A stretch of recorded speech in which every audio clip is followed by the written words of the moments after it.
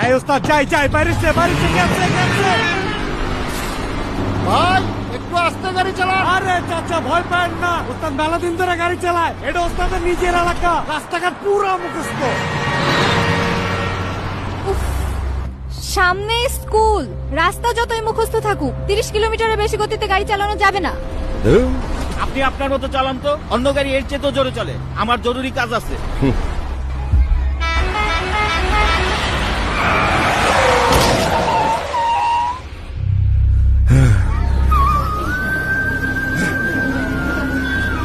ওস্তাদ এটা তো আপনার ভাইয়া।